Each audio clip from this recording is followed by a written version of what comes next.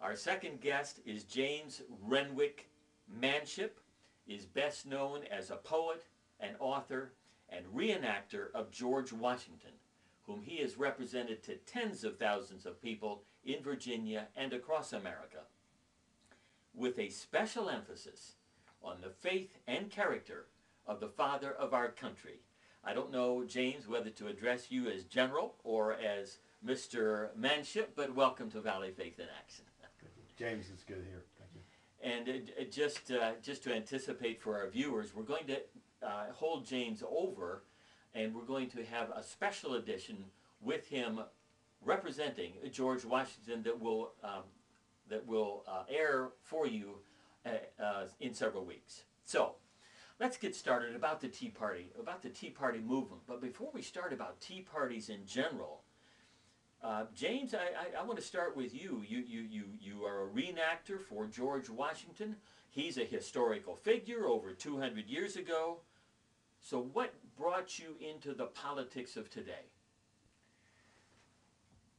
When I was 10 years old, a Pulitzer Prize winner told me to read this Constitution.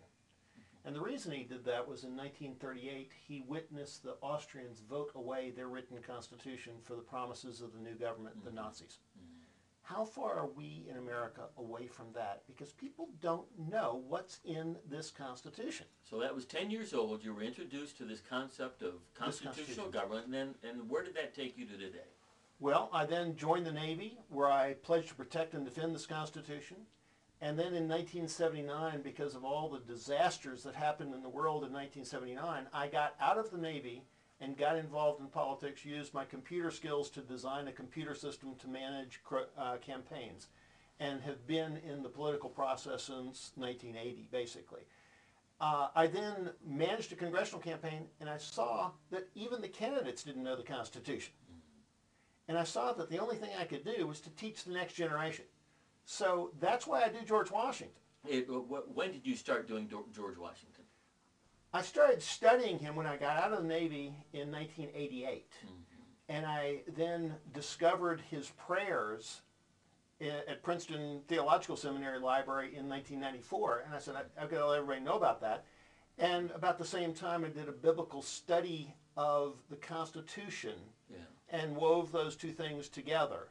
And about 97, I started putting on the uniform of George Washington, because who wants to talk to James Manship about the Constitution? Of course. Who wants to talk to George Washington about the Constitution? Sure. So it opens far more doors. Yeah, so 1997, that was only 13 years ago, and we're going to get into George Washington in our next segment. I sort of got that sense from you as you read the Constitution.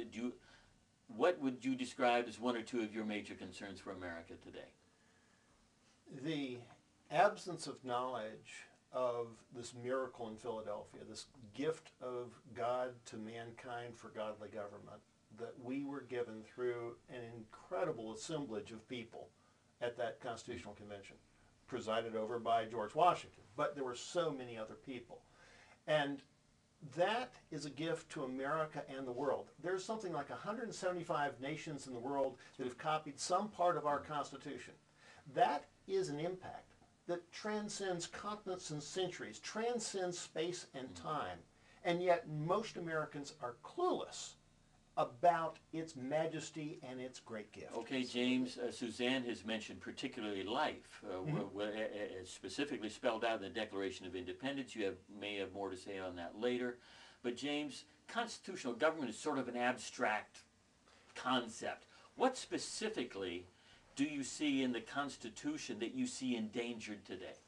Well, let me first go back to the thing about life. Yes. The day before the birth certificate of this infant nation was signed, on the 4th of July, on the 3rd of July, General Washington said the fate of unborn millions will now depend, under God, on the conduct and courage of this army.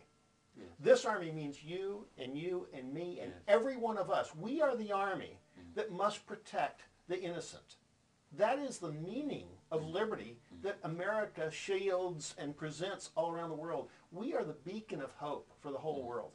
You know, this is something that is hard to get your mind around. Suzanne, I'm a little bit like you. We were in East Asia as well, off and on for 26 years, while Janet and I were in the Foreign Service. And we had this sort of epiphany back in 1998 when we came back and said, what has happened to our country? What has happened to our community, our church, and our family? I didn't realize at that time, James, that it's about the Constitution. I just saw that there was a littered landscape of brokenness that was creeping across America, and became concerned. Like I just woke up a lot later than you guys did, James. In the Navy back in 1987, I started a Sea Scout group, and as our fundraiser, we created a Constitution and sold it at the Bicentennial in Charleston, South Carolina, and that funded our program. I was able to put them together for like 42 cents, and we sold them for a George Washington dollar, and we made about $3,000 to fund our Scout program. Good.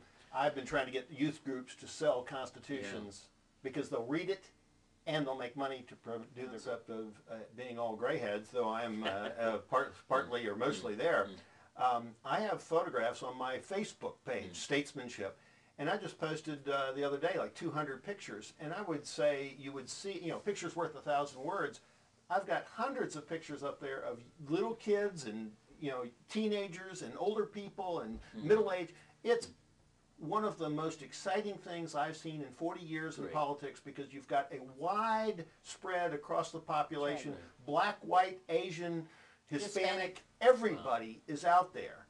And that is the most encouraging thing I've seen in 40 years. Well, James and Suzanne, I'm going to be asking you at the end of our program whether you see the sun rising in America or the sun setting, going back to a Ben Franklin question at the end of the Constitutional Convention. But before we get there, and how does this work, James?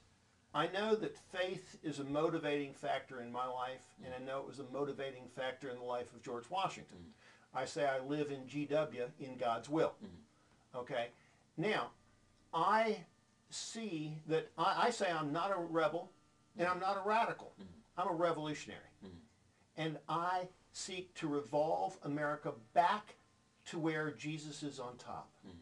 One nation under God. Right. Jesus is king. Right. Yeah, Jesus the is founding king. fathers. Who is your king? We serve no king but Jesus. The Army motto was no king but King Jesus. Yes. That's right. You're talking about the Revolutionary War period. Absolutely. Yes.